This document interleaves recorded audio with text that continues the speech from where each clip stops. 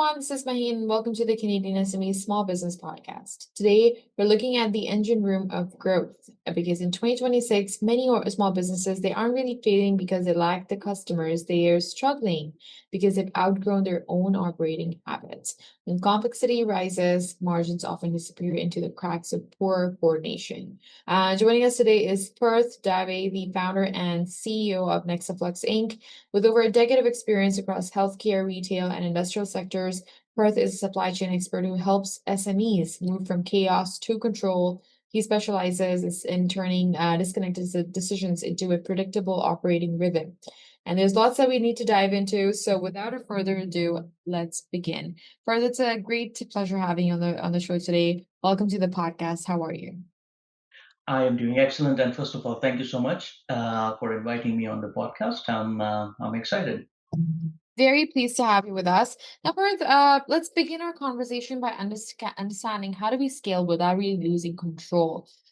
You often say that performance issues are really just execution mistakes. They are signs that the business design needs to evolve. So tell us, what are the key signs that a business is scaling beyond its current systems?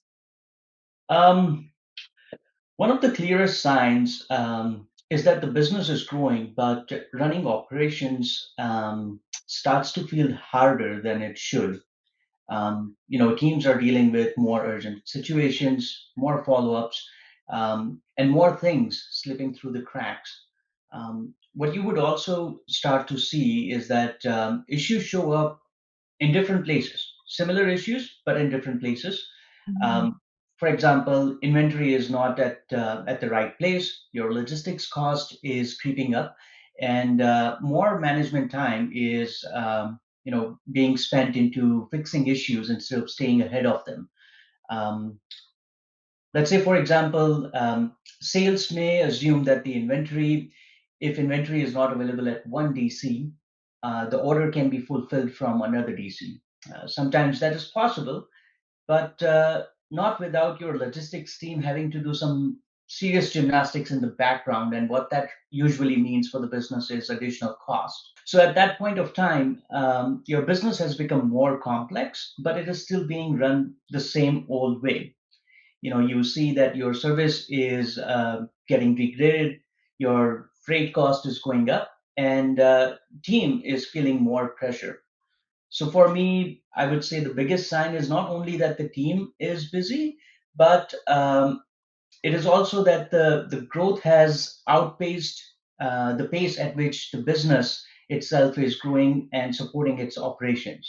Got it. That's a great overview, Parth. I mean, recognizing that hard work isn't just a substitute for a scalable operating design is quite the first step towards a long-term stability. Now let's explore how poor coordination creates hidden costs that impact profitability. Please tell us how does poor coordination in inventory and logistics impact profitability? Um, so poor coordination between inventory and logistics, it's something that doesn't happen like a big issue. It Mhm. starts small and slowly it adds up. Profitability starts to decline. A common example, as we took in previous session, is that inventory is technically available, but it is not in the right place. So what happens is that your customer order still needs to be fulfilled. So your logistics team has to move faster. Now they have to move inventory across locations, possibly split the shipments, or use more expensive freight to get the order delivered and fulfill the customer commitment. The order gets delivered, the day gets saved, but at a higher cost. So even though the service may still be protected, margin takes the hit in the background. And it creates extra work for the team. More follow ups, more transfers, more last minute adjustments. All of this is avoidable pressure if your business operations are you know keeping up with how fast your business is growing. And when things like this keep on happening often, profitability, of course, gets hit from two sides.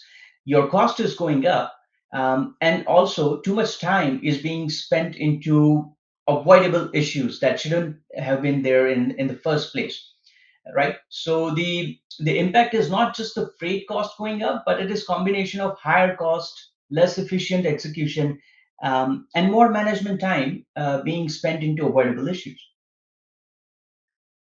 Right. Well, identifying those invisible leaks in supply chain is quite essential for protecting the margins that we worked so hard to build.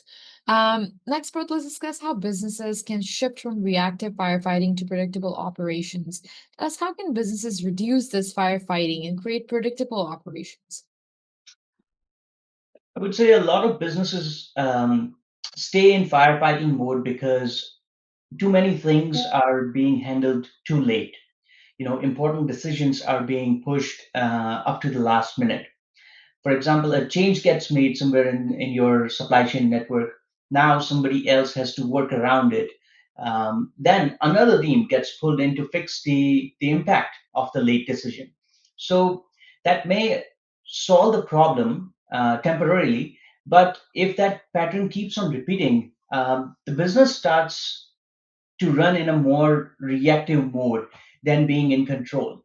Um, Take as an example, let's say a late artwork change from your marketing team for any reason, right? On its own, that change can be manageable, but now in the background, inventory may need to be reworked. Your logistics has to adjust for the lost time to protect customer commitment. So one late change creates extra work for 2 to 3 other teams in the network, and it also creates increase in total landed cost. And that when that happens, business usually takes hit on profitability. What really helps in situations like this is people being clear on who's responsible for what, staying better coordinated across the system, and Mhm. everyone respecting deadline and commitments. You know, Right. um, this means that business needs to have a clear and structured way of making decisions, so it can keep running smoothly. And when these basic things are in place, you would see that fewer things get pushed to the last minute, and the same problems stop coming back, from different areas of the business.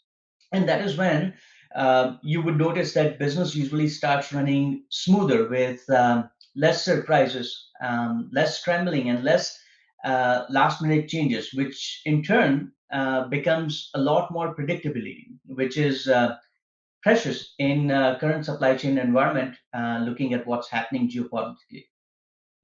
Right.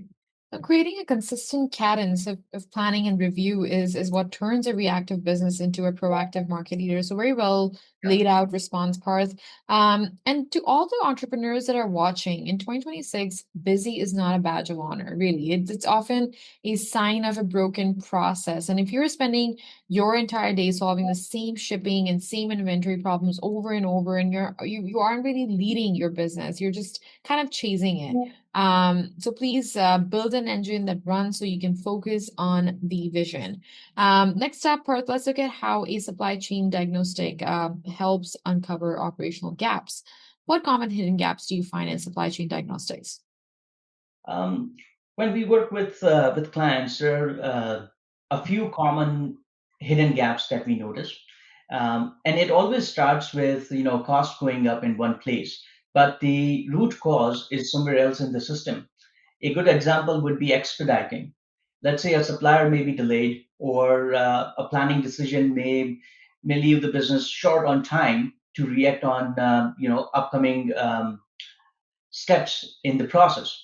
And then logistics is being asked to expedite to protect the service.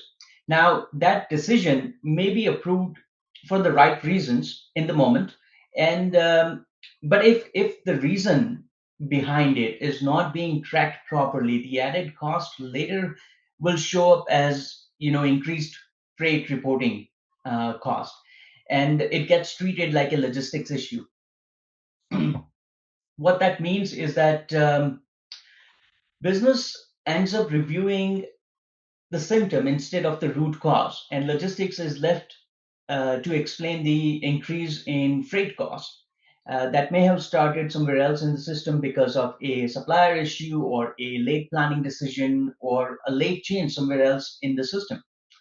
Another common gap is that these decisions are often not being tracked consistently um, in various businesses that so far we have worked with.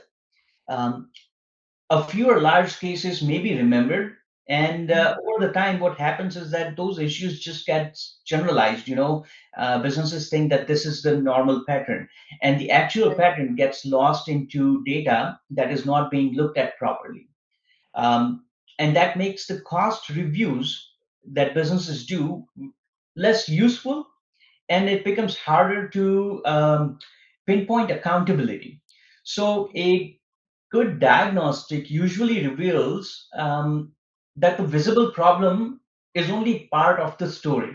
A lot of real gap a lot of real gaps are how decisions, accountability, and costs are interconnected across the business.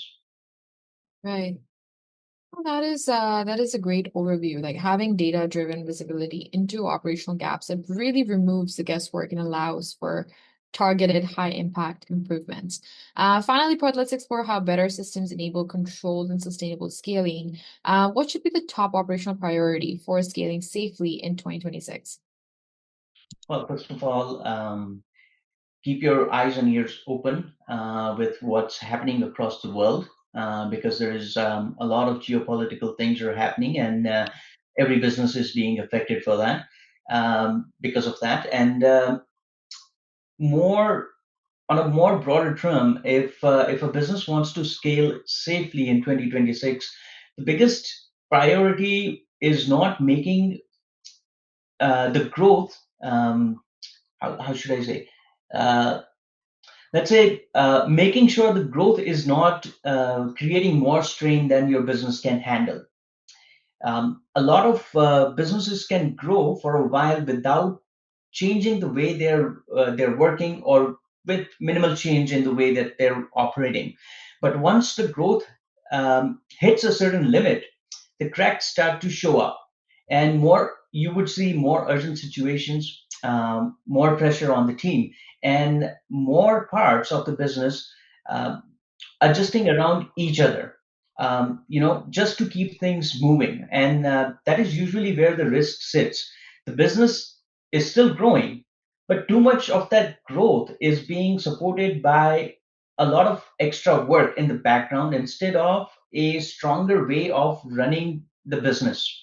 And so before you push for further growth, the focus should be on getting the basics right. People need to be clear on who's responsible for what.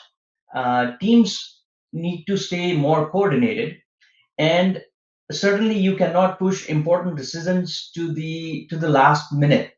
Once Mhm. these basics are in place, the business is in a much better position to absorb the growth and scale with control. Right.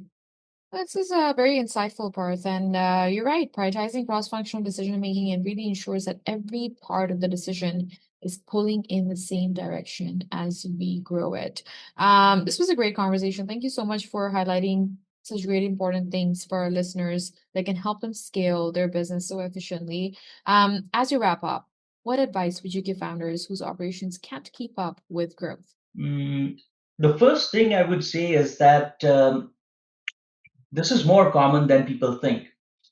In a lot of cases, it just means that the business has reached a point where the way or the current way of it is being run needs to catch up with its growth. A lot of founders respond by pushing harder. Teams move faster and they solve problems as they come up. And they do whatever it takes to keep the business running. And that can work for a while, um, but it's not sustainable, right? Because it does not really fix the underlying cause that the business really should be focusing on solving. So if your operations are struggling, it usually means that the business has become more complex, um, but it is still being run the old way. And that is when strain starts to build up across the operation. So my advice would be to step back and look at where the strain is coming from. What are the reoccurring problems that you are seeing in the business? Where do people have to jump in and fix things instead of being run smoothly? And which decisions are creating extra work for other teams in your business system? And from there, focus on tightening the basics. Make sure the responsibilities are well structured. Uh, Teams are working in sync, and important decisions are not being pushed too late. Once Mhm. that starts improving, the business becomes much easier to run, and you would notice that the growth becomes much more manageable. Right. This is a great reminder, Bert, that your operating habits must grow at the same pace as your revenue. Thank you so much for joining us, and thank you so much for sharing such great expertise and your vision with us. No worries. Thank you so much for inviting me. And listeners, that was Parth Davé from NexaFlux Inc., a masterclass on how to build a stronger operational foundation so your business can scale with control, clarity, and protected margins. Thank you so much for tuning into the podcast. Please be sure to subscribe and visit CanadianSME.ca for more resources. Before we leave, a special shout out to our partners, UPS and ADP, for their ongoing commitment to empowering small businesses across Canada. Please keep thriving, and we'll see you in the next one.